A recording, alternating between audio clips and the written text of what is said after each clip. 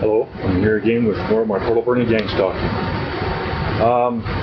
Basically, this all started many years ago when I met Clifford Robert Olson, serial killer Clifford Robert Olson, and another man who were camping out at the west end of Sprout Lake.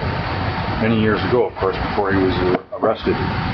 When I was still in my teens, myself and three other boys, we went for a walk away from where we were camping at the west end of Sprout Lake. We walked a couple kilometers to a bridge, over the Taylor River Bridge, logging road, and underneath the bridge there was two men camped. And so we went down to see who these guys were and just to talk to them. We went to them, and one of them took me to his vehicle and showed me a boy he had in his vehicle. The boy was covered in blankets, and the only thing I could see was his face. Just his face was showing. He was motionless, but his eyes kept blinking. His eyes were blinking, and I knew they were blinking, or he was alive because of the blinking. And basically, Clifford told me that the boy was actually his son, and he was sick and dying, and this was their last camping trip.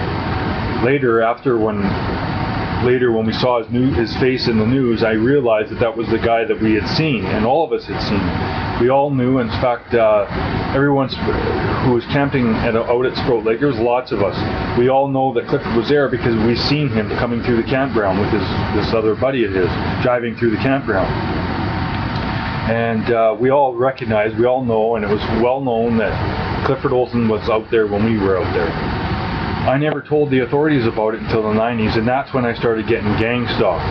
Suddenly, they're turning everything around to make it look like I'm a psychopath, like I'm the killer. And that's the thing, they turned everything around to make it look like I'm a psychopath, like I have ill intentions, and I don't.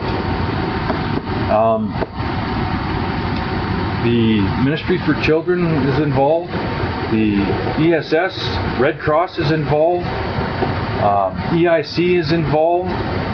They all work to gang stalk me, and it's bullshit.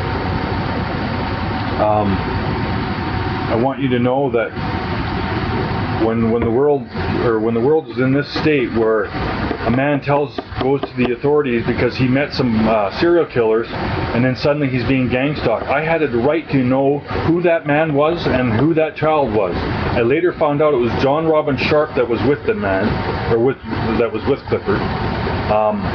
He eventually served a couple years in jail, but then was let free, and now he's disappeared, and now he's wanted. Well, no doubt, he's the killer of children, just like Clifford Olson was. Clifford didn't act alone. He did not act alone. He's too stupid to be doing things on his own. He needs help, just like Tim.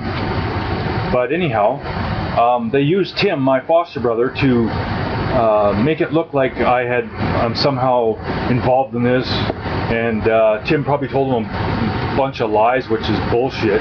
They're all bullshit lies. And this foster brother of mine is the killer of Michael Dunahee, and Clifford Robert Olson was writing letters to him. This you can find out through Global News. Go ask them. But again, people, I don't want anyone to be subject to what I am. So please, if you know anything about missing children, keep your mouth shut. Just keep your mouth shut about missing children. Don't be a gangster or a whistleblower, or you'll get gang stalked. That's the message I'm bringing here. Thank you. Bye for now. Remember, God loves you, but loves you more when you use cannabis and hemp.